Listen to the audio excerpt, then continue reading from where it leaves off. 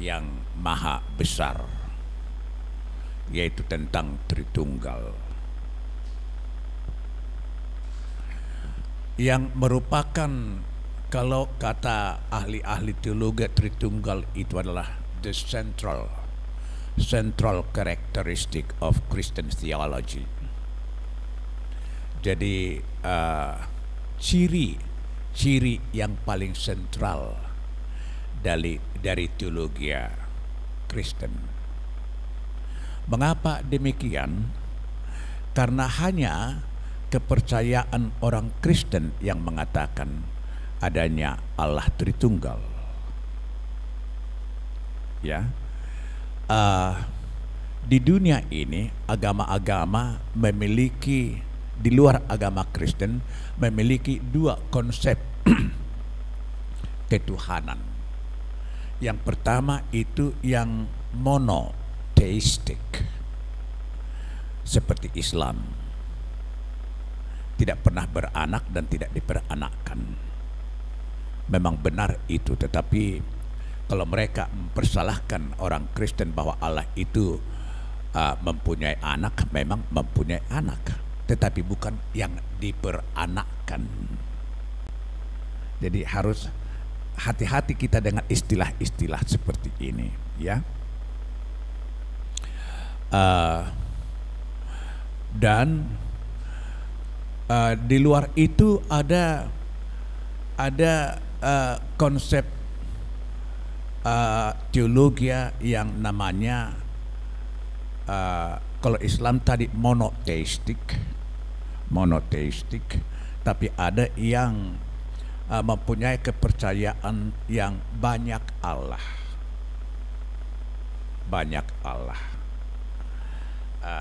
Jadi seperti agama Hindu, agama Buddha, dan agama-agama ini mempercayai tentang Allah-Allah yang sifatnya paganistik.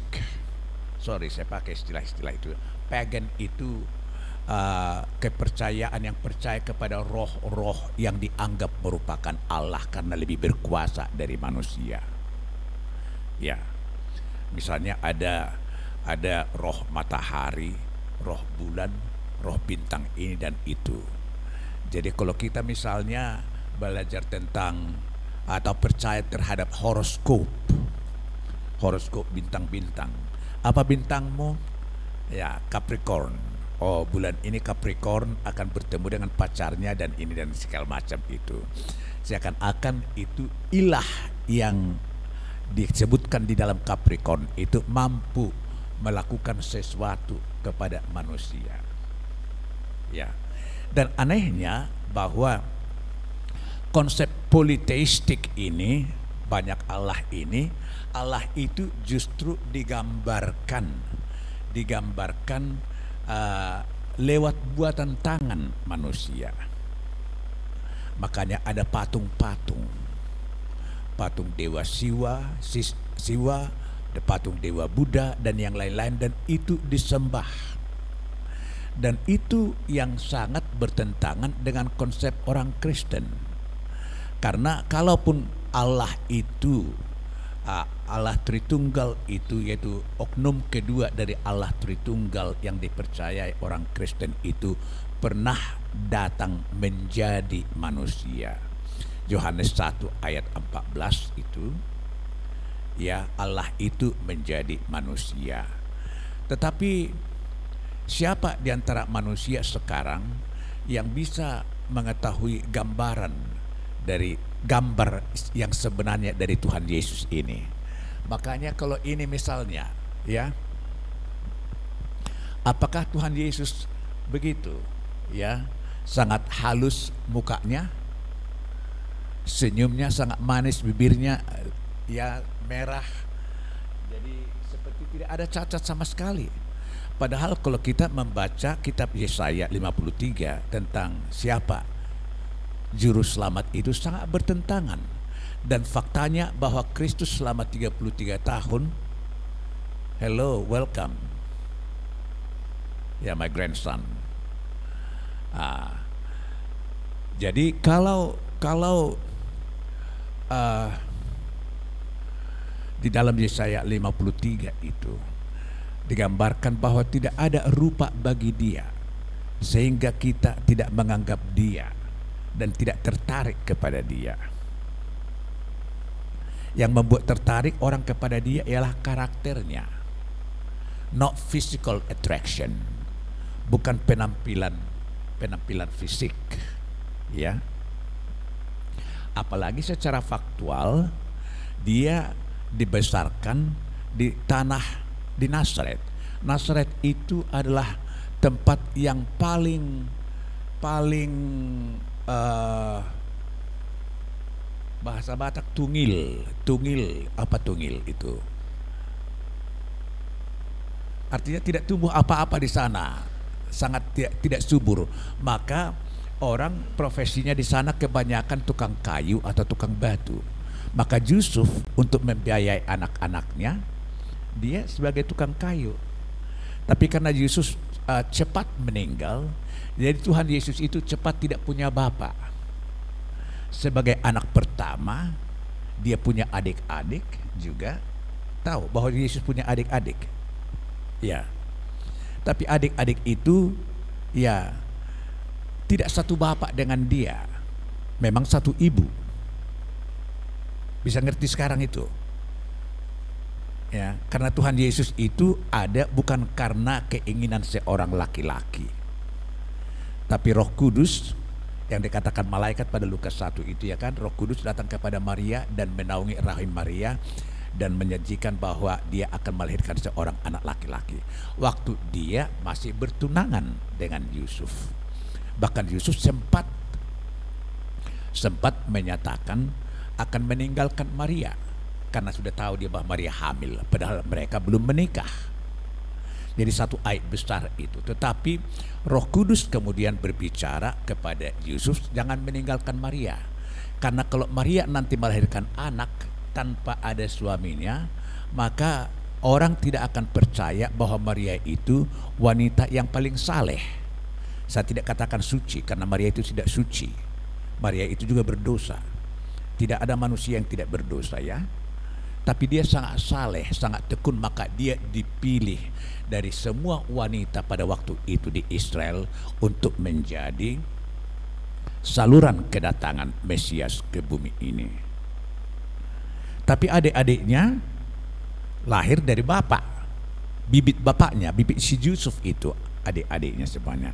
Tapi karena Yusuf cepat meninggal, maka dialah yang harus menggantikan bapaknya untuk menjadi pencari nafkah, menafkahi ibunya dan menafkahi adik-adiknya semuanya, sampai kemudian dia meninggalkan mereka untuk melayani Tuhan seutuhnya setelah berumur 30 tahun. Jadi sampai dewasa adik-adiknya dibelanjai, lalu mereka ditinggalkan karena sudah bisa membiayai diri sendiri. Lalu dia kemudian memusatkan perhatiannya untuk tugas sebagai seorang utusan Tuhan. Nah, itu apanya. Jadi, tapi kalau yang politeistik itu, sorry ya. Jadi sebenarnya aku kurang suka dengan yang gambar-gambar yang seperti ini, karena tidak sesuai itu, ya kan? Coba Roma Katolik bahkan membuat patung Maria, Yusuf dan Tuhan Yesus itu sangat indah dan manis sekali. Tapi kalau kita katakan mereka menyembah patung, mereka tidak setuju. Padahal asal masuk mereka ke gereja, di pintu gerbang gereja itu sudah ada patung itu, mereka beri hormat ke situ. Dan kita tidak boleh begitu. Jadi jangan coba bayang-bayangkan waktu Anda berdoa kepada Tuhan Yesus, dibayangkan Yesus itu manis seperti ini. Tak usah bayang-bayangkan itu. Bayangkan saja Yesus itu sebagaimana yang dijelaskan di dalam Alkitab, dan itu sebabnya kita belajar Alkitab. Nah, jadi mengenai Tritunggal kita akan membahas dalam 2 sesi. Sesi pertama itu kita melakukan Bible survey. Karena Tritunggal itu baru resmi diadopsi oleh gereja, karena tidak ada istilah Tritunggal di dalam Alkitab. Jadi kalau dikatakan kalian macam-macam, kalian ada Tritunggal, mana ada dalam Alkitab istilah Tritunggal? Memang kita harus akui tidak ada istilah itu dalam Alkitab. Tapi waktu bapak-bapak gereja pada abad pertama dan kedua mulai bertengkar-tengkar tentang siapa Allah itu, apakah Yesus itu benar-benar adalah Allah, apakah Roh Kudus itu Allah, apakah Yesus itu lebih rendah dari Bapa, Bapa itu lebih tinggi dari Yesus, Roh Kudus itu lebih rendah dari Tuhan Yesus. Begitukah? Apakah waktu Tuhan Yesus ada di dunia ini dia tidak Allah? Dulu sebelum dia datang ke dunia ini dia Allah, tapi setelah di dalam dunia ini selama 33 tahun dia tidak Allah. Setelah dia bangkit dan naik ke surga kembali dia jadi Allah. Begitukah keilahian Tuhan Yesus? Nah, itu harus hati-hati. Makanya bapak-bapak gereja sebelum konsili di Nisea pada awal abad ketiga, 320 baru di sana ditetapkan dengan jelas konsep Tritunggal yang benar yang kita adopsi, kita percayai sampai pada saat ini. Tapi sebelumnya itu gereja bertengkar-tengkar, bapak-bapak gereja akhirnya yang mereka lakukan ialah Bible survey. Oke. Jadi kali ini kita akan melakukan apa yang dilakukan oleh bapak-bapak gereja itu tentang Bible survey. Kali kedua baru ada bahan nanti dengan konsep-konsep teologi yang beraneka ragam yang menjadi bahan pertengkaran sampai kemudian gereja, terutama gereja Latin yang pertama yang mengadopsi konsep Tritunggal itu dengan benar sesuai dengan apa yang kita percaya sekarang. Jadi tolong Alkitab di tangan Anda. Ayat-ayat nanti yang kita bahas di sini ditulis supaya bisa dibaca di rumah. Jadi kita akan Bible survey ya sekarang dulu sesi pertama ini. Apakah Alkitab elektronik silahkan aja atau Alkitab biasa. Yang pertama Anda bukakan Ulangan bab yang ke-6.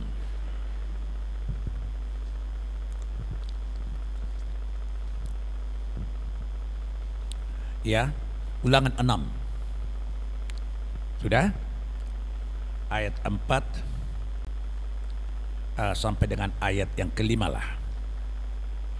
Ulangan 6 ayat 4 dan 5. Kita baca bersama. 3 ya.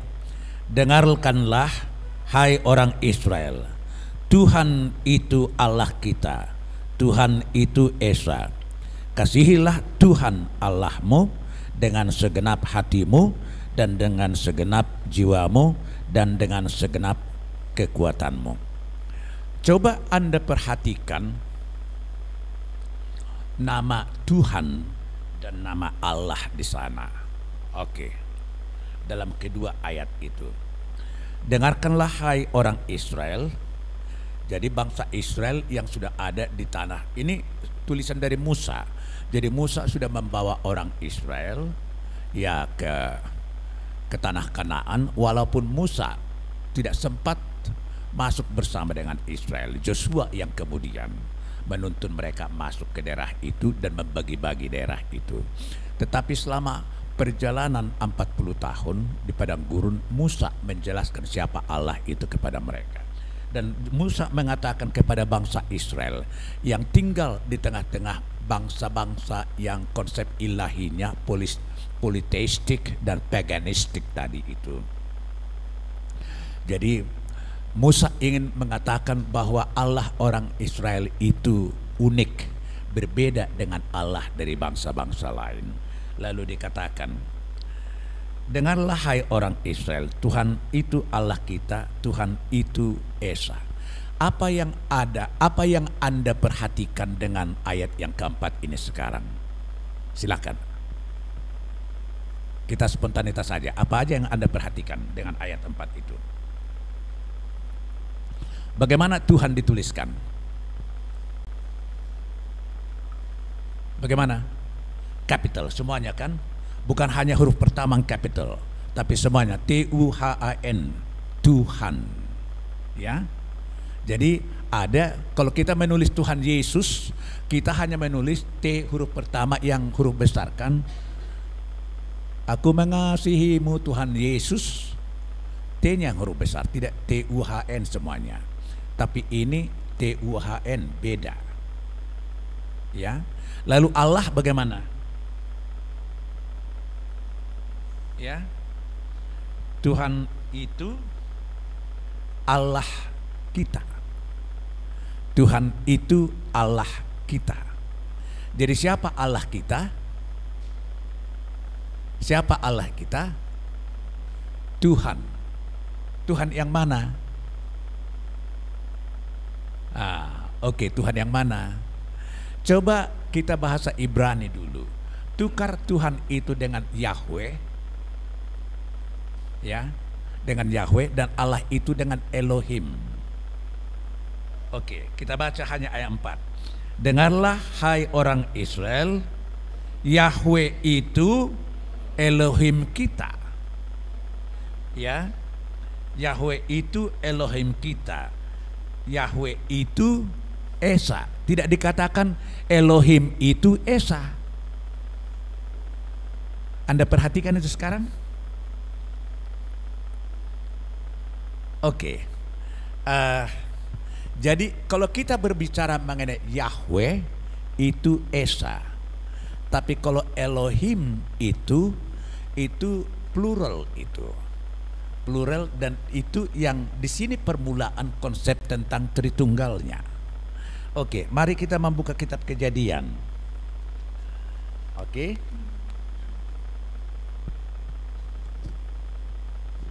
Kejadian 1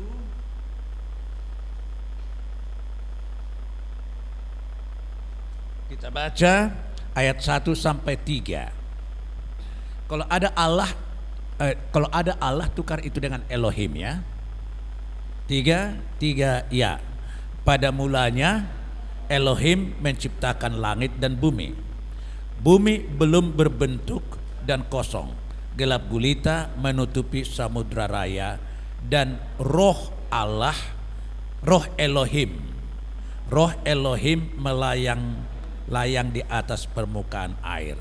Berfirmanlah Elohim, jadilah terang, lalu terang itu jadi. Oke. Jadi dalam kitab Kejadian ini siapa yang dikatakan nama dari pencipta langit dan bumi? Elohim, ya kan? Allah menjadikan langit dan bumi, ya kan? Oke. Dalam ayat 2 apa yang dikatakan tentang hakikat daripada Allah itu? Dari Elohim itu, roh. Dia mempunyai roh, ya kan? Dia mempunyai roh. Roh itu perhatikan capital juga. Roh Allah, roh Elohim. Coba buka Yohanes 4 ayat 24.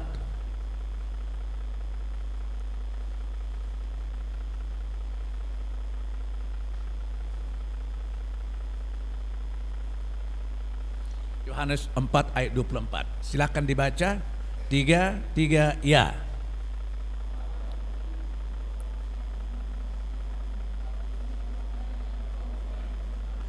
Ya, Allah itu, Elohim itu. Oke, tukar Allah menjadi Elohim, ya kan? Elohim itu roh. Roh itu huruf besar atau huruf kecil? Huruf besar, ya kan? Jadi sama seperti ayat 3 ini. Roh Allah, ya kan? Allah itu, Elohim itu roh adanya, dan barang siapa menyembah dia harus disembah di dalam roh. Huruf besar? Tidak, huruf kecil kan? Roh siapa itu? Roh manusia. Jadi kalau manusia menyembah Elohim itu yang adalah roh, Elohim itu roh adanya, barang siapa menyembah dia harus disembah yang menyembah itu dengan rohnya dan dengan kebenaran. Jadi roh kita itu tidak sama dengan roh Elohim. Roh kita itu huruf kecil, ya kan? Karena kita yang dicipta. Oke. Jadi roh Elohim itu bersama dengan Elohim mencipta, bukan dicipta. Makanya huruf besar dia pada kitab Kejadian ini. Oke. Ayat Kejadian 1 ayat 26.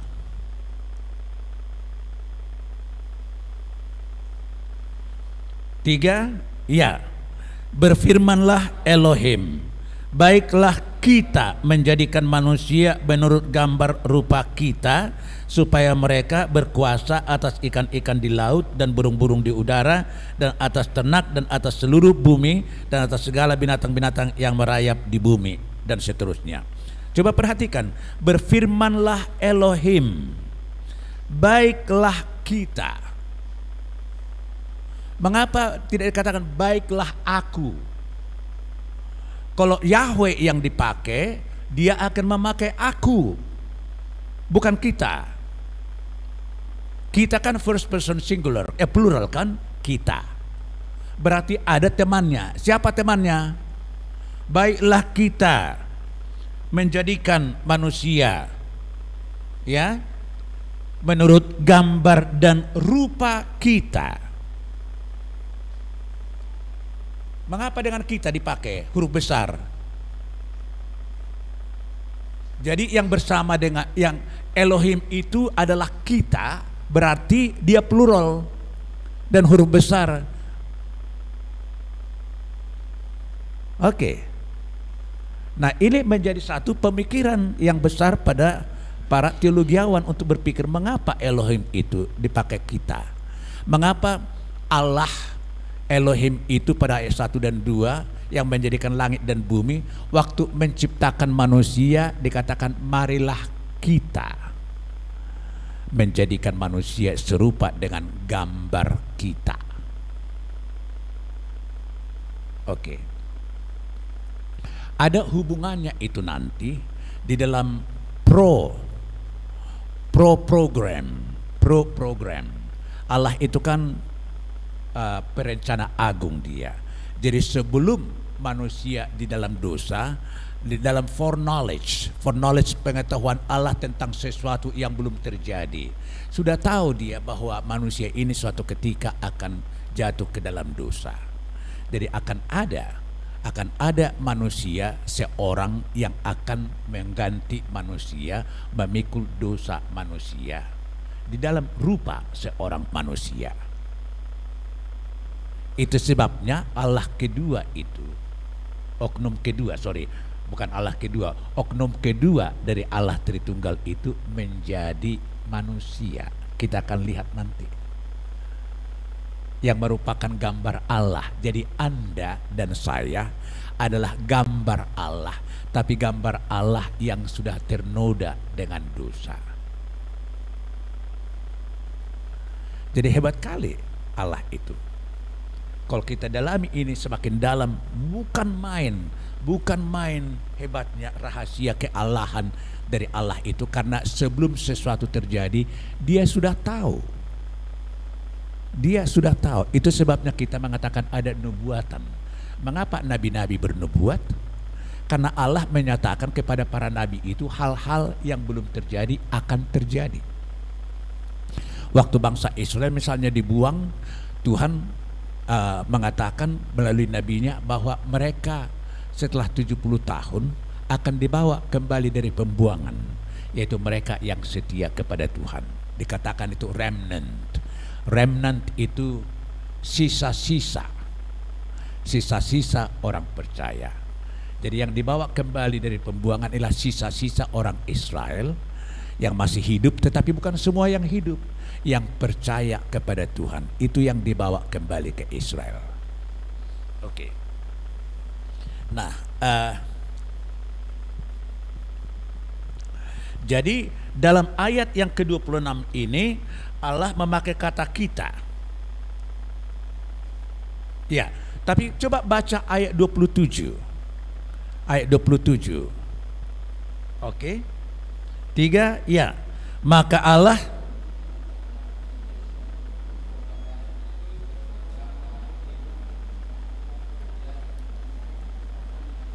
ya, apa yang unik Anda perhatikan kalau Anda bandingkan ayat 26 dan ayat 27 ini? Ayat 26 mengatakan marilah kita menjadikan manusia. Tapi ayat 27, maka Elohim menciptakan manusia itu menurut, mengapa bukan gambar mereka? Tadi first person plural, kita. Kok sekarang third person singular, iya, nya,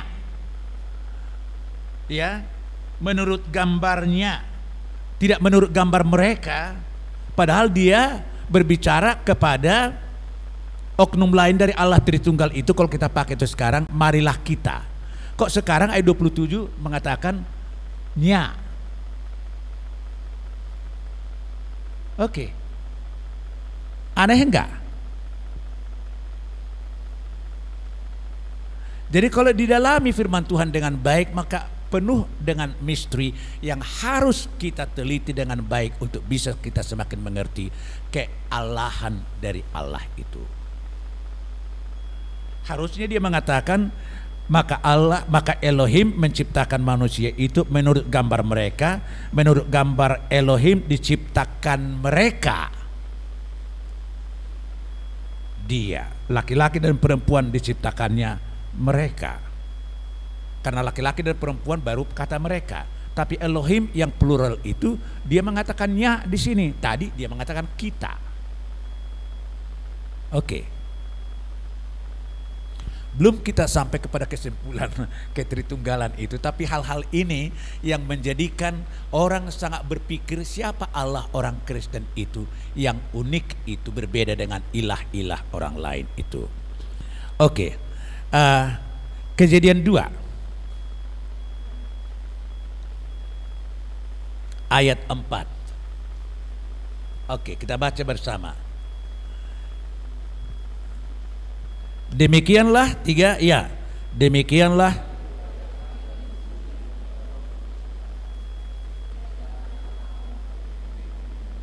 oke. Apa yang unik di sini sekarang? Tadi ayat pertama bab 1 Elohim menciptakan langit dan bumi. Sekarang di sini demikianlah riwayat langit dan bumi pada waktu diciptakan. Ketika siapa? Tuhan Allah. Jadi Yahweh Elohim. Mengapa bukan Elohim saja? Tadi bab 1 Elohim menciptakan langit dan bumi. Kok sekarang di sini Yahweh Elohim menjadikan bumi dan langit? Dan ini di dalam Alkitab kita mulai pertama kali digabung kedua nama itu, Yahweh Elohim. Coba baca ayat 5 lagi. Sebelum ada semak apapun di bumi, belum timbul tumbuh-tumbuhan apapun di padang, sebab Yahweh Elohim belum menurunkan hujan ke bumi dan belum ada orang untuk mengusahakan tanah itu. Ya, jadi Yahweh Elohim, Tuhan Allah. Tuhan itu huruf besar kan, maka Yahweh Elohim. Tadi hanya Elohim, tapi mulai daripada sekarang akan sangat sering dikatakan Yahweh Elohim, Yahweh Elohim. Oke. Kejadian 3 ayat 1. Oke. Adapun ular 3, ya. Adapun ular ialah yang paling cerdik dari segala binatang di darat yang dijadikan oleh Tuhan Allah. Ular itu berkata kepada perempuan itu, Tentulah Allah berfirman, semua pohon dalam taman ini jangan kamu makan buahnya, bukan?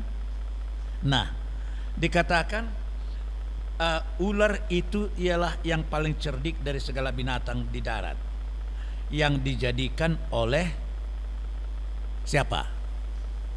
Yahweh Elohim. Tapi waktu ular itu mulai mau menipu, Bagaimana dia mengatakan? Elohim. Padahal barusan Yahweh Elohim.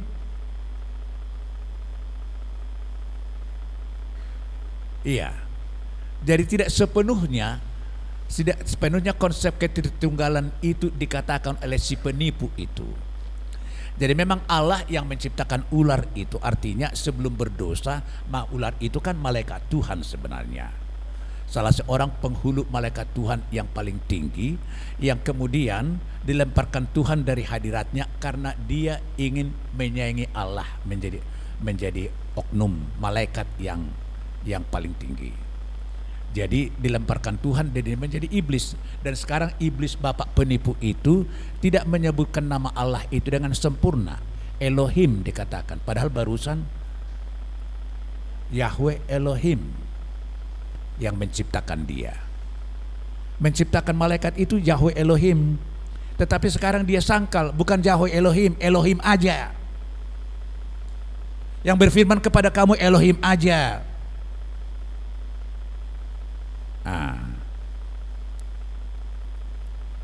Oke, silahkan bingung ya. Puji Tuhan, silahkan bingung. Kalau bingung itu membuat kita mulai memiliki hati dan pikiran yang mau meneliti lebih dalam. Karena kita tidak pernah membaca firman Tuhan begini-begini ya kan, diselidiki secara tekstual. Oke, ayat 8 bab 3 itu. Oke, 3, ya.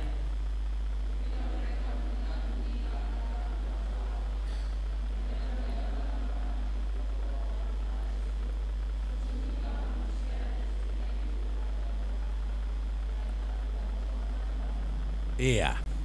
Setelah manusia berdosa, muncul lagi nama Tuhan Allah, Yahweh Elohim itu. Nama Allah yang lengkap itu disebutkan.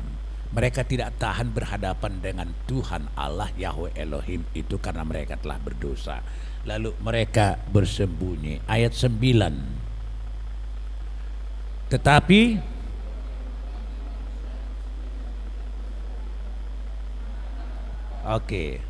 tetapi Yahweh Elohim memanggil manusia itu dan berfirman kepadanya. Manusia itu siapa di sini? Adam.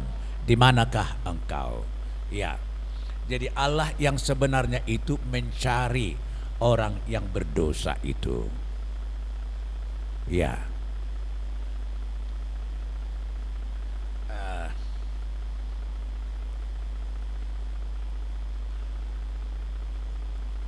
Jadi kalau kita lihat di sini sekarang bahwa iblis itu selalu mengacaukan konsep kealahan dari Allah itu. Tidak lengkap dia menyatakan siapa Allah itu sebenarnya, tapi dia mengacaukan supaya manusia itu tidak akan pernah bisa mengenal dengan sejati siapa Allah itu sebenarnya. Bisa orang mengatakan ada Allah dan sedikit-sedikit mengenai kealahan itu diketahui oleh manusia berdosa itu, tetapi tidak sempurna karena iblis selalu mengacaukan pengertian kita tentang keilahian daripada Allah itu. Oke.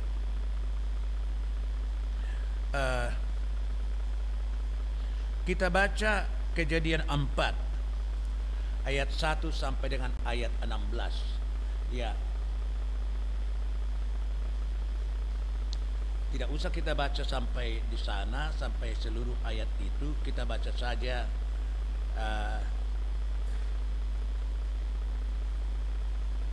ayat yang ke-6.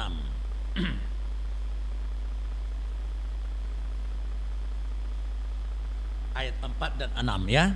Ayat 4 dan 6. Bab 4:3 ayat 4. Ya. Habil juga mempersembahkan korban persembahan dari anak sulung. Maka Tuhan, ayat 6,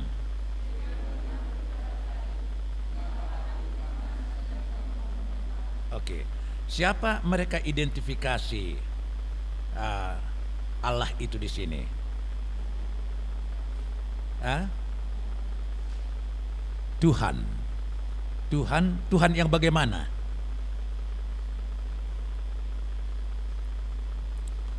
Tuhan itu bagaimana? Bagaimana dengan Habil? Mengindahkan persembahan. Karena apa? Karena apa? Mengapa Allah mengindahkan persembahan si Habil? Karena Habil memilih yang terbaik dari apa yang dia punya, ternak yang dia punya, untuk dipersembahkan kepada Yahweh. Sedangkan si Kain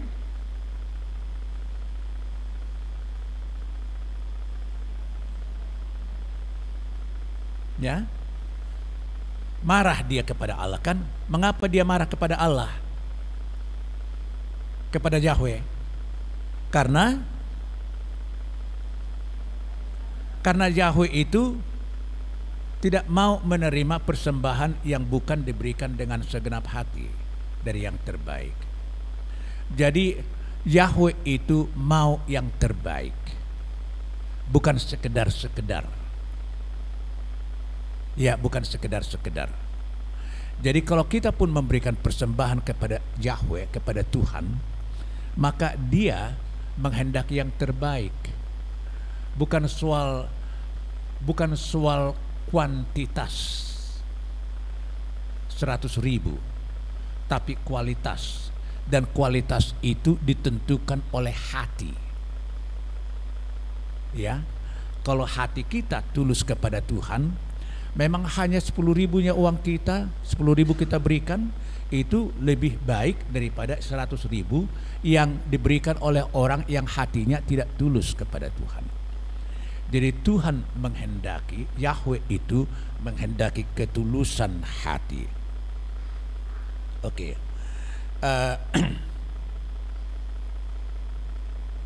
Yang menjadi pertanyaan sekarang, apakah di sini kan kembali yang dipakai adalah Tuhan? Apakah Allah yang memakai nama ini berbeda dengan yang dinyatakan dalam kitab Kejadian 1 dan 3? Kejadian 1 dan 3 kata Allah yang dipakaikan, kok di sini Tuhan. Apakah yang ada dalam bab 4 ini, oknum ilahi ini berbeda dengan yang dikatakan dalam bab 1 ayat 1 sampai 3?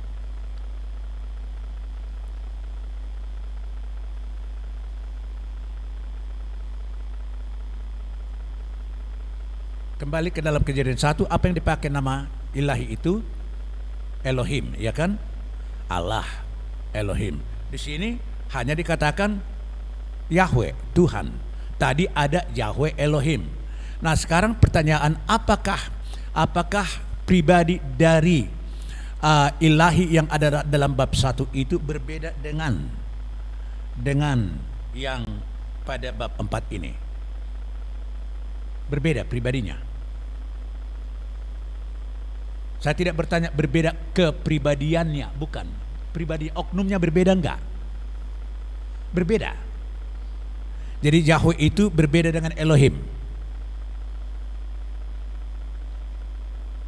Oke.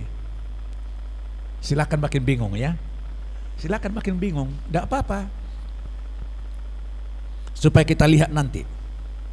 Dengan Kejadian 1 ayat 26, 27, marilah kita. Kata kita yang dipakai berbeda. Kita itu dengan ini Tuhan. Kalau dengan bab 1 kita sudah bahas tadi bahwa Elohim itu kemudian mengatakan kita, tidak berbeda kan? Tapi dengan ini Tuhan Yahweh berbeda enggak?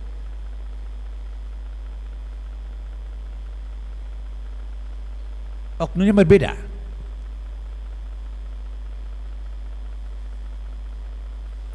Atau sama? Oke. Kalau sama, mengapa kadang-kadang dipakai Yahweh dan kemudian dipakai Elohim?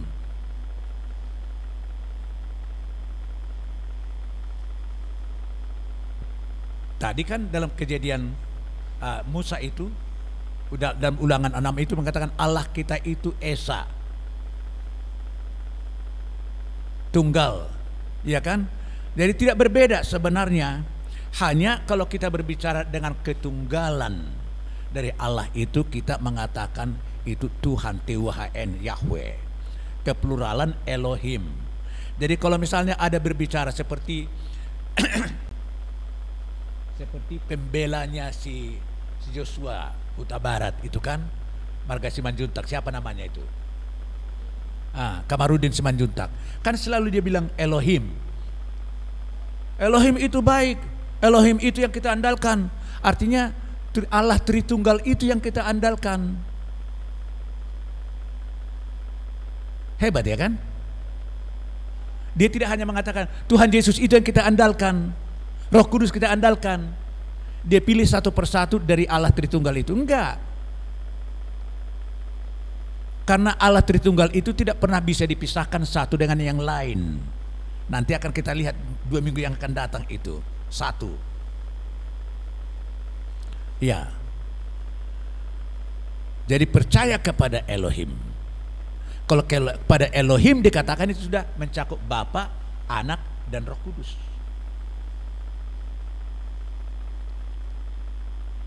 Ya kan? Jadi kalau kita misalnya berdoa, ya Bapa, yang dalam pikiran kita hanya Allah Bapa, ya kan? Waktu kita menyeru, ya Bapa, walaupun Bapa itu adalah satu, tidak pernah terpisah dari Anak dan Roh Kudus. Tapi di dalam pikiran yang berdoa itu, ya Bapa kami yang di sorga.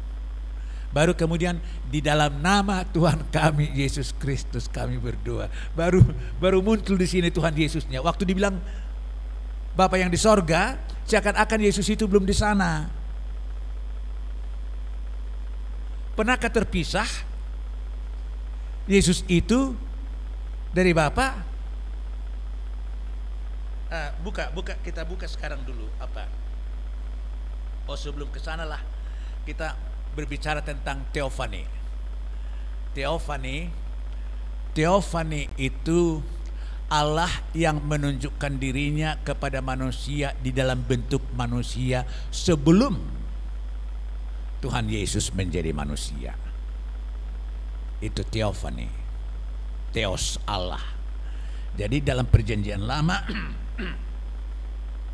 ada beberapa kali Allah menyatakan dirinya di dalam bentuk manusia. Oke, yang pertama kita baca dulu Kejadian 18. Kejadian 18. Oke. Oh, Kejadian 14 dulu, 14.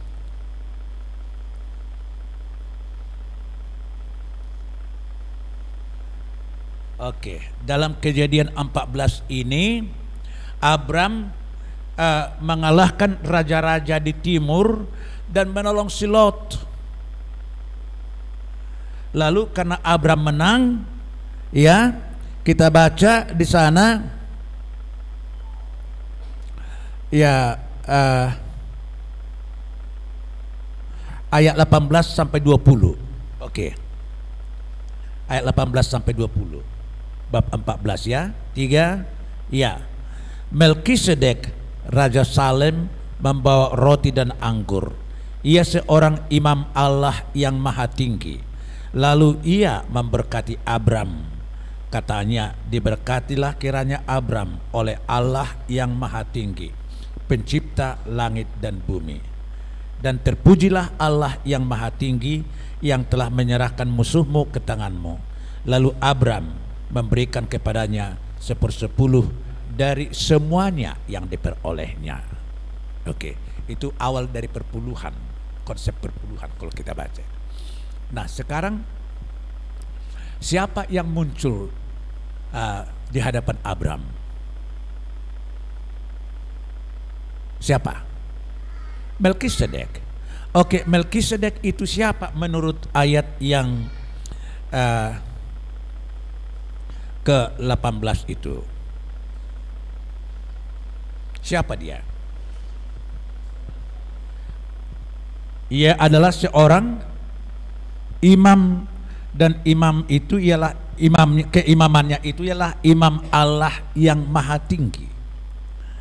Oke, dari mana dia datang?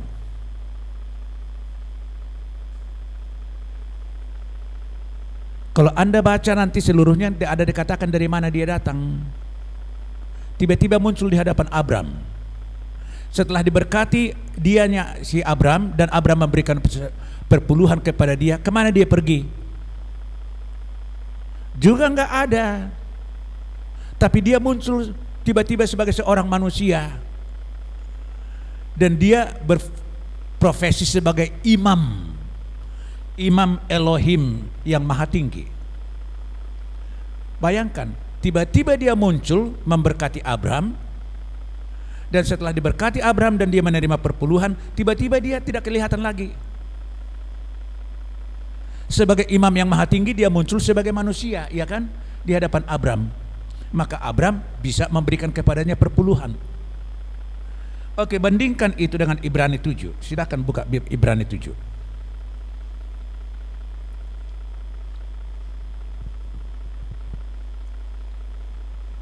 Oke, di mana Ibrani? Perjanjian Lama Baru.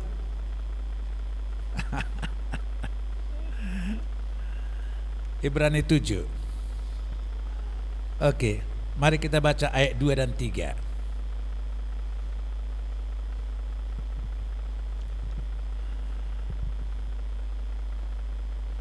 Mulai dari 1 sampai 3 lah. 3 ya. Sebab Melkisedek adalah Raja Salem dan imam Allah yang maha tinggi. Ia pergi menyongsong Abram ketika Abraham kembali dari mengalahkan raja-raja dan memberkati dia. Kepadanya pun Abraham memberikan 1/10 dari semuanya. Menurut arti namanya, Melkisedek adalah pertama-tama Raja Kebenaran dan juga Raja Salem, yaitu Raja Damai Sejahtera. Ia tidak berbapak, tidak beribu, tidak bersilsilah, harinya tidak berawal, dan hidupnya tidak berkesudahan. Dan karena itu dijadikan sama dengan anak Allah. Ia tetap menjadi imam sampai selama-lamanya. Jadi siapa Melkisedek itu menurut ini? Tuhan Yesus. Dalam perjanjian lama muncul dia sebagai imam karena dia memang imam yang maha tinggi. Yesus itu kan imam besar.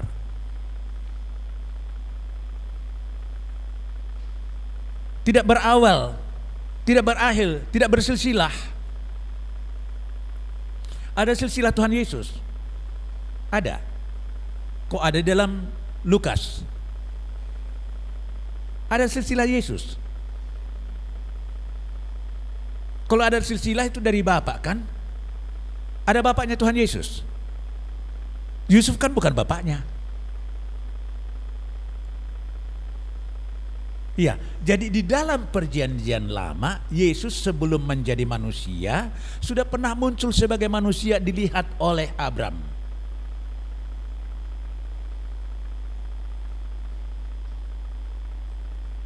Hebat ya, enggak? Dan dia imam yang maha tinggi, tidak berawal, tidak berakhir. Allah itu tidak berawal, tidak berakhir. Jadi kalau imam yang maha tinggi ini, ya namanya kemudian berikanlah namanya Yesus, kata malaikat itu kepada Maria. Yesus Kristus itu tidak berawal dan tidak berakhir. Kapan Yesus ada rupanya? Mari kita baca Yohanes 1. Yohanes bab 1.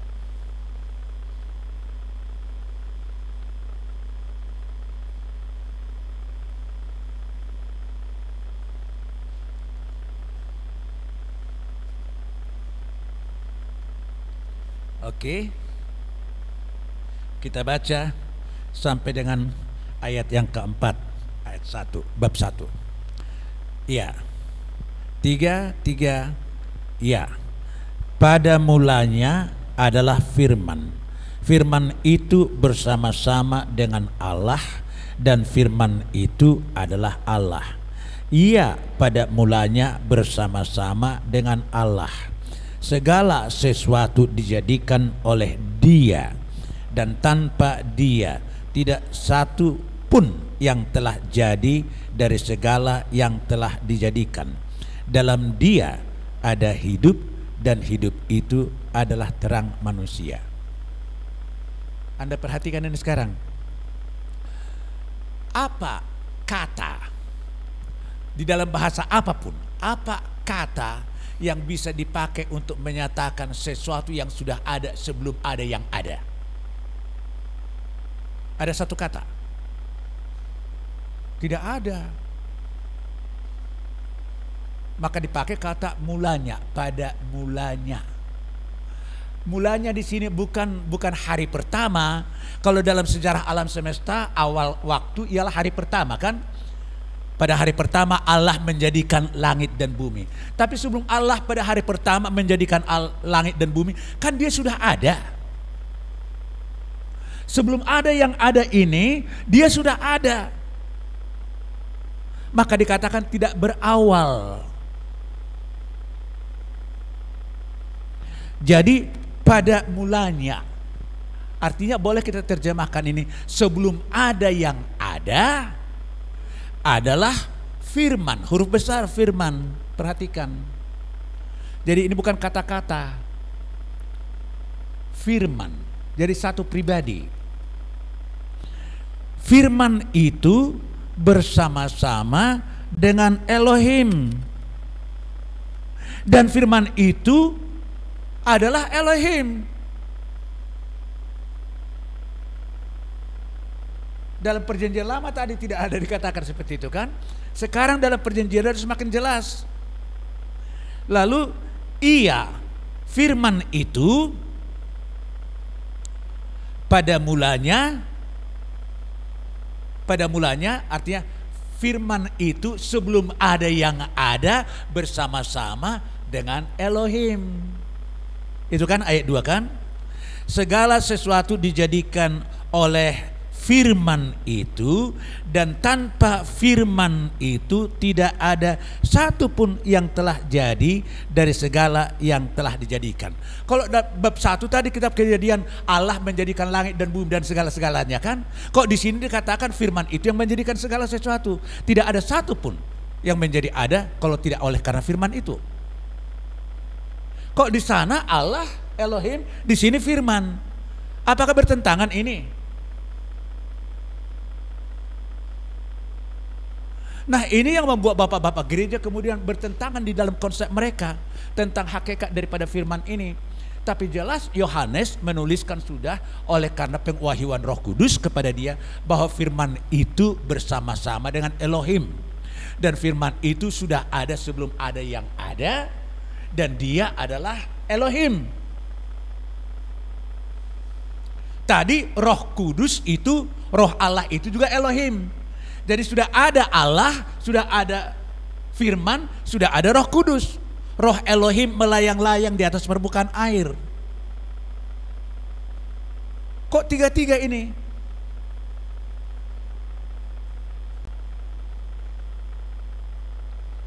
Iya. Ayat 14 bab 1 ini. Oke, 3, ya. Firman itu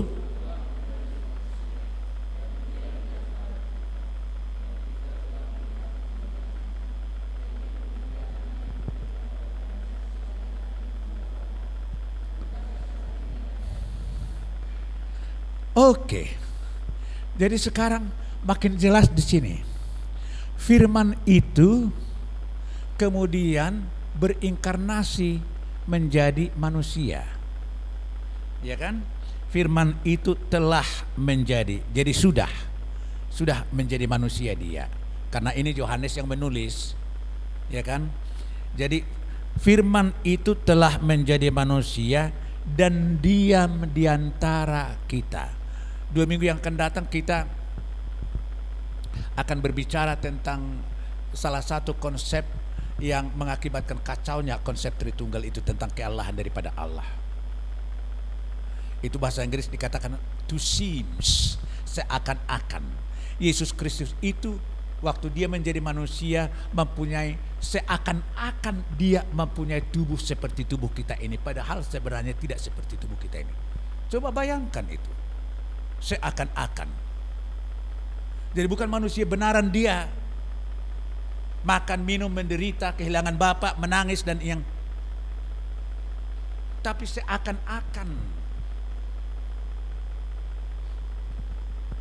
Dan dari situ konsep Islam yang mengatakan bahwa yang disalib itu sebenarnya bukan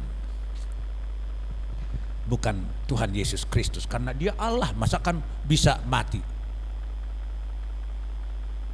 Tapi tiba-tiba diciptakan yang mirip dengan dia oleh Elohim itu, dan itulah yang ditangkap dan disalibkan. Maka Islam tidak percaya bahwa yang disalib itu adalah Kristus juru selamat kita. Nah, kacau kan? Sekarang jelas di sini dikatakan firman itu menjadi manusia dan tinggal, dikatakan tinggal di tengah-tengah di antara kita, dan kita telah melihat kemuliaannya. Karena Yohanes telah melihat bagaimana dia, walaupun dia menjadi manusia, tapi tidak berhenti dia sebagai Allah. Ya, jadi konsep ekonomi Tritunggal yang akan kita pelajari nanti 2 minggu. Ekonomi Tritunggal itu mengatakan begini: sebelum dia menjadi manusia, dia Allah sejati. Tapi waktu dia di dunia ini, dia tidak Allah sejati, dia manusia sejati. Kemudian setelah dia naik ke surga, kembali dia menjadi Allah sejati. Jadi kealahan, keilahian dari firman itu tidak kekal. Pernah tidak Allah dia selama dia ada di bumi ini. Itu economic trinity. Tetapi firman ini mencoret itu. Ya, kami telah melihat kemuliaannya. Bagaimana Yesus itu melakukan begitu banyak mujizat yang tidak pernah dilakukan oleh Nabi sekalipun. Menunjukkan bahwa dia Allah. Waktu orang Farisi bertanya kepada dia, emangnya kau lebih besar daripada bapa kami Abraham? Lalu Yesus mengatakan, before Abraham was, I had been. Sebelum Abraham ada, saya sudah ada. Karena dia yang menciptakan Abraham, sama seperti dia menciptakan seluruhnya yang ada dalam alam semesta ini. Jadi tidak salah kalau Anda mengatakan bahwa yang menciptakan engkau ialah Tuhan Yesus. Mazmur 139 itu salah satu tentang konsep keilahian daripada firman itu ialah dia omnipotens, maha kuasa, yang menciptakan. Dia yang menciptakan kita masing-masing di dalam rahim ibu kita sebelum ibu kita pun menyadari bahwa dia akan mengandung. Karena kita sudah dirancang akan dihadirkan di bumi ini sebelum ibu kita pun mengandung kita. Itu karya dari firman ini. Karena dia Elohim. Nah, kemudian berikutnya dari ayat itu tadi, ayat 14 itu, sebagai anak tunggal Bapa. Nah, muncul sekarang anak. Itu kemudian di dalam Tritunggal itu dikatakan Bapa, Allah Bapa, Anak dan Roh Kudus. Ya kan? Tapi jangan Allah Bapa, Allah Anak, Allah Roh Kudus. Kan 3 Allah kalian. Allah itu Esa, satu, yaitu Allah Bapa, Anak dan Roh Kudus. Bapa itu Allah, Anak itu Allah, tapi Allahnya satu dan sama dengan Roh Kudus itu juga Allah. Satunya Allah itu tunggal, tetapi menyatakan dirinya dalam 3 persona, sebagai Bapa, sebagai Anak, sebagai Roh Kudus. Tapi jangan pikir begini, Bapa itu zaman Bapa perjanjian lama, zaman Injil zaman Anak, zaman sekarang gereja zaman Roh Kudus, seperti karismatik sekarang Roh Kudus, zaman Roh Kudus.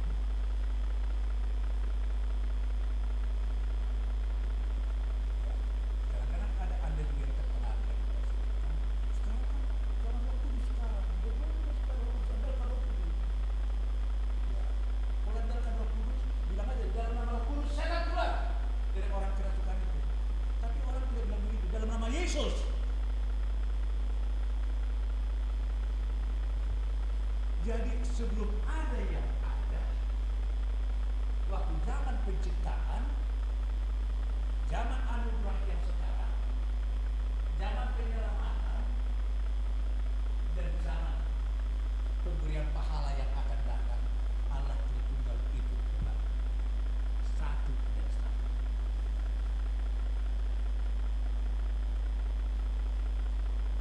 Tapi jangan salah, Bapa itu ialah Yesus, Yesus itu ialah Bapa.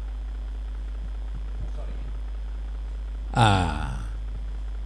Pantas jadi sakit di siniku karena berteriak saya tanpa ini. Ya, makanya dikatakan anak tunggal Bapa. Oke, kita buka Matius 3. Matius 3.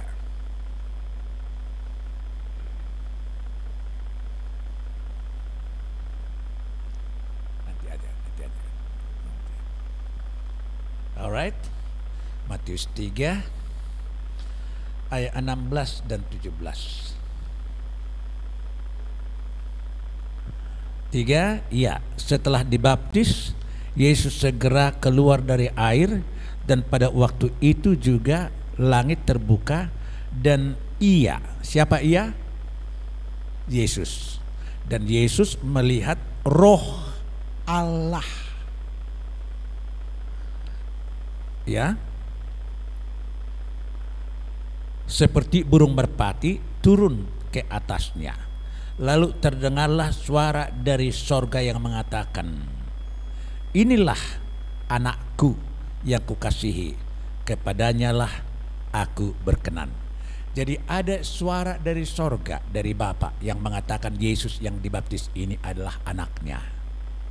Dan karena Yesus akan mulai saat ini melayani, maka Roh Allah itu turun atas dia. Pertama kali muncul tiga-tiganya Allah itu, oknum Tritunggal dari Allah itu, Bapa yang berseru mengatakan ini anakku, Yesus yang dibaptis itu di sana, dan Roh Kudus turun atas dia. Dan kalau kita baca kemudian ayat yang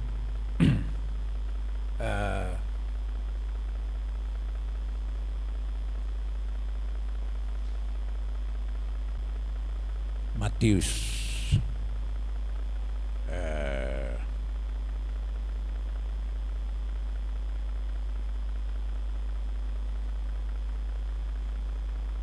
ayat 17. Oh iya. Inilah anakku yang kukasihi, kepadanya lah aku berkenan.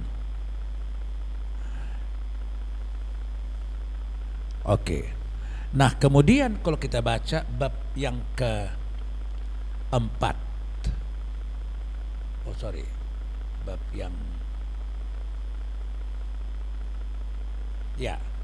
yang keempat. Oke. Ayat yang pertama sampai dengan ayat yang ketiga. 3, ya. Maka Yesus dibawa oleh Roh ke padang gurun untuk dicobai iblis, dan setelah berpuasa 40 hari dan 40 malam, akhirnya laparlah Yesus.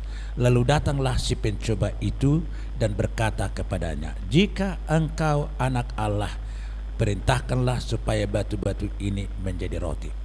Siapa yang membawa Tuhan Yesus ke padang gurun? Roh Kudus yang tadi yang turun atas dia, kan? Mengapa dia dibawa ke padang gurun? Mengapa dia dibawa ke padang gurun?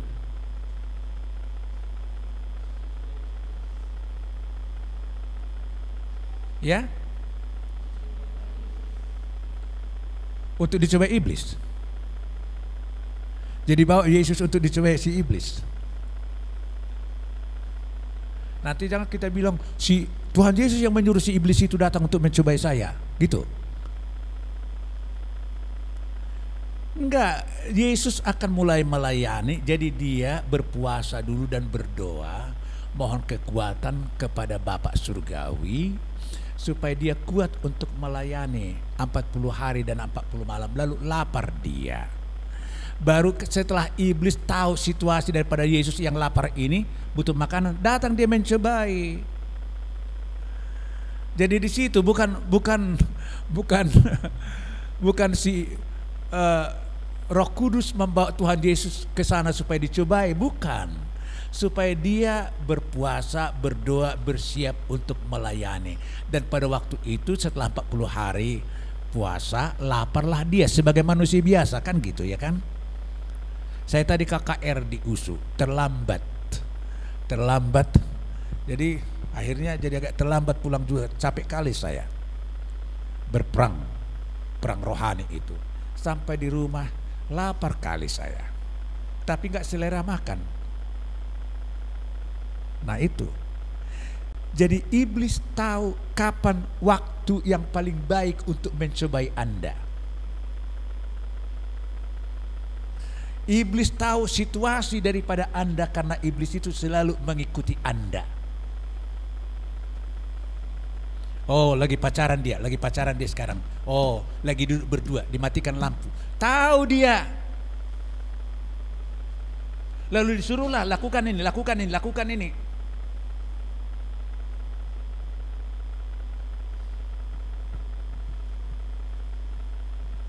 Bukan Yesus yang menyuruh si iblis, oke, sudah berdua-dua mereka dimatikan lampu, iblis pergilah kau cobai dia. Bukan.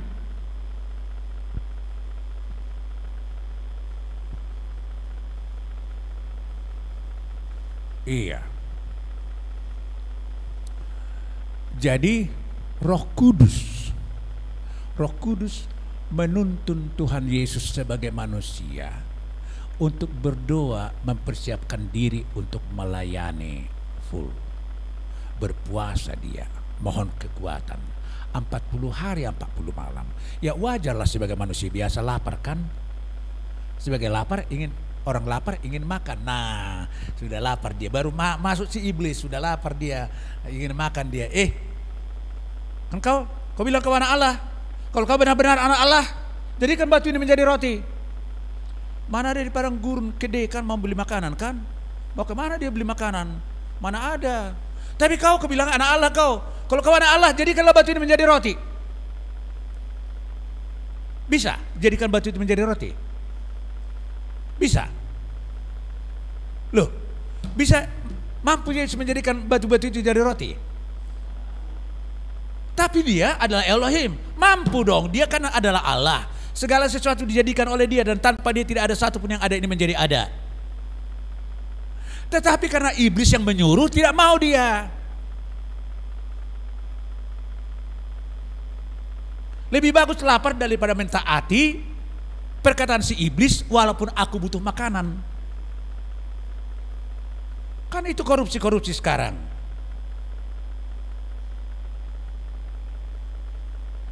Butuh uang dia, iblis tahu. Oh, kau kan sudah kepala instansi, kau butuh uang, kau kan ada budget di situ. Ambillah, diambil.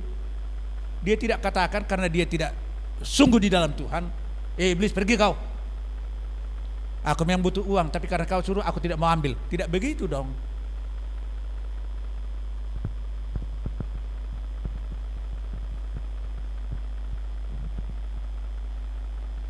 Iya. Dibawa Roh Kudus dia untuk berdoa dan berpuasa, mempersiapkan diri untuk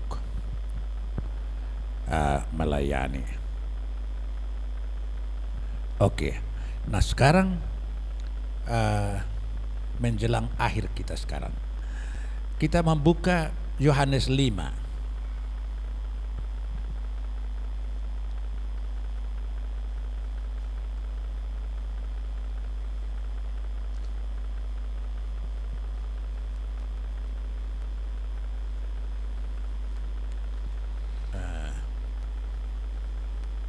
Yohanes 5. Oke, mari kita buka ayat 17. Oke. 3, ya. Tetapi ia berkata kepada mereka, Bapakku bekerja sampai sekarang, maka aku pun. Oke. Terjemahannya kurang tepat. Harusnya begini ya. Tetapi ia berkata kepada mereka, Bapakku bekerja sampai sekarang, maka aku pun sedang bekerja juga. Harusnya begitu. Jadi artinya di dalam berkarya Tuhan Yesus di bumi ini tidak pernah dia berkarya sendiri. Bapa itu tetap bersama-sama dengan dia. Allah Bapa yang sudah disebutkan Bapa karena dia sudah dikatakan anak. Bapakku bekerja sampai sekarang, maka aku pun sedang bekerja juga. Mengerjakan pekerjaan yang sedang dikerjakan oleh Bapa itu. Jadi satu pekerjaannya mereka. Tidak pernah bekerja sendiri-sendiri. Tidak pernah bekerja sendiri-sendiri. Di dalam kesatuan mereka sebagai oknum dari Allah Tritunggal itu sama-sama bekerja. Jadi waktu Tuhan Yesus menyembuhkan, membangkitkan Lazarus, dia tidak membangkitkan sendiri. Dia bekerja dengan Bapa itu. Makanya waktu itu dia berdoakan, Bapa, aku tahu bahwa Engkau akan selalu mengabulkan apa yang Ku minta kepadamu. Sekarang aku ini Lazarus mati, mau dibangkitkan. Lalu dibangkitkanlah Lazarus itu bersama-sama dengan Allah Bapa itu. Bapakku sedang bekerja sampai sekarang, maka aku pun sedang bekerja juga. Jadi tidak ada yang dikerjakan oleh Tuhan Yesus itu yang bukan dikerjakan bersama-sama dengan Bapa. Ayat 37. Bapa yang mengutus aku, dialah yang bersaksi tentang aku. Kamu tidak pernah mendengar suaranya, rupanya pun tidak pernah kamu lihat. Ya, jadi Bapa yang mengutus aku, dialah yang bersama-sama dengan aku. Katakan pada ayat 37 itu.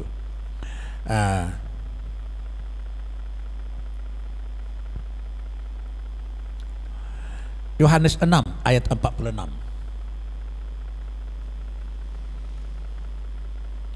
Yohanes 6 ayat 46. 3, ya. Hal itu tidak berarti bahwa ada orang yang telah melihat Bapa. Hanya Dia yang datang dari Allah, dialah yang telah melihat Bapa. Coba Anda perhatikan, Yesus tidak mengatakan hanya Dia yang datang dari Bapa, tapi yang datang dari Elohim. Kesatuan mereka Allah Tritunggal itu. Dialah yang telah melihat Bapa. Ya, hal itu tidak berarti bahwa ada orang yang telah melihat Bapa. Hanya Dia, yaitu Yesus, yang datang dari Elohim, dialah yang telah melihat Bapa itu. Maka dia bisa menjelaskan siapa Bapanya, karena dia bersama-sama dengan Bapanya. Bukan dulu waktu dia di sorga bersama-sama dengan Bapanya, sekarang pun tetap dia bersama-sama dengan Bapanya waktu dia di dunia ini. Karena tidak pernah dia terpisah berkarya dari Allah Bapa itu. Tidak pernah dia berkarya tanpa keterlibatan dari Bapa itu turut berkarya bersama-sama dengan dia. Ya, kemudian ayatnya yang ke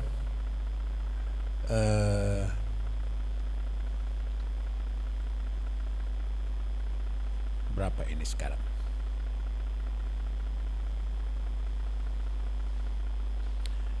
Bab 7 ayat 29.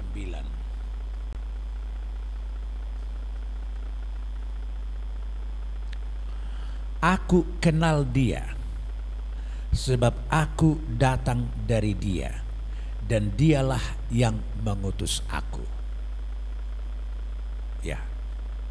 Jadi orang Farisi menganggap dia sangat jumawa, sombong dia, sombong rohani dia.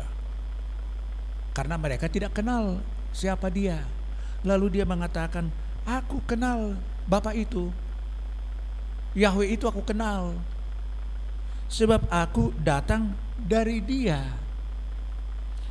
dan Dialah yang mengutus aku ke dunia ini. Makanya kalau Yesus mengatakan tidak ada yang sampai kepada Bapa kalau tidak melalui aku, karena memang hanya Dia yang tahu siapa Bapa itu, apa kehendak Bapa itu. Jadi kalau orang mau sampai kepada Bapa itu tidak mungkin dengan cara lain kecuali melalui Dia yang bersama-sama dengan Bapa itu, yang kenal Bapa itu karena dia datang dari Bapa itu.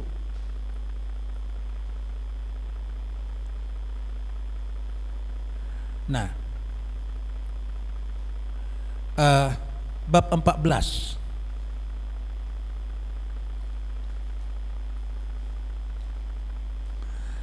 ayat 9 sampai 11. Kata Yesus kepadanya, telah sekian lama aku bersama-sama kamu Filipus, namun engkau tidak mengenal aku. Barang siapa telah melihat aku, ia telah melihat Bapa. Bagaimana engkau berkata, tunjukkanlah Bapa itu kepada kami? Nah, itu ayat yang ke-9. Tidak percayakah engkau bahwa aku di dalam Bapa dan Bapa di dalam aku? Apa yang aku katakan kepadamu tidak aku katakan dari diriku sendiri, tetapi Bapa yang diam di dalam aku, Dialah yang melakukan pekerjaannya. Percayalah kepadaku bahwa aku di dalam Bapa dan Bapa di dalam aku, atau setidak-tidaknya percayalah kepada pekerjaan-pekerjaan itu sendiri. Dia berbicara kepada muridnya waktu Yesus mengatakan, akulah jalan kebenaran dan hidup, barang siapa sampai kepada Bapa harus melalui aku. Tunjukkanlah Bapa itu kepada kami, sudah cukup itu, kata muridnya Filipus. Filipus, sudah sekian lama aku bersama-sama dengan kamu, masih kamu mengatakan begitu? Tidak tahukah kamu, ya, barang siapa telah melihat aku, ia telah melihat Bapa. Bagaimana engkau berkata tunjukkan Bapa itu kepada kami? Gak perlu kutunjukkan, lihat aja aku, karena aku di dalam Bapa dan Bapa di dalam aku. Apa yang kukerjakan itu dikerjakan Bapa. Tidak ada yang kukerjakan ini yang bukan dikerjakan oleh Bapa. Aku tidak pernah terpisah dari Bapa dalam melakukan segala sesuatu. Kalau kamu tidak percaya, lihatlah apa yang sudah saya kerjakan itu. Bukan karyaku sendiri itu, karena Bapa satu dengan aku di dalam Bapa dan Bapa ada di dalam aku. Iya. Jadi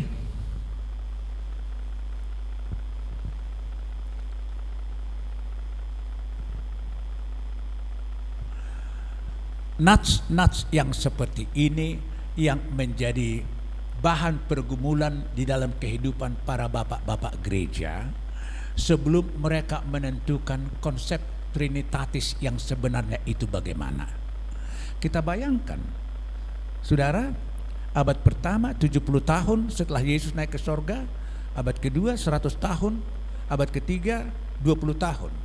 Jadi hampir 200 tahun mereka bergumul tentang siapa Allah Kristen itu sebenarnya, siapa Yesus itu sebenarnya, siapa Roh Kudus itu sebenarnya, apa hubungan daripada Bapa itu dengan Roh Kudus, dengan Yesus dan dengan Roh Kudus.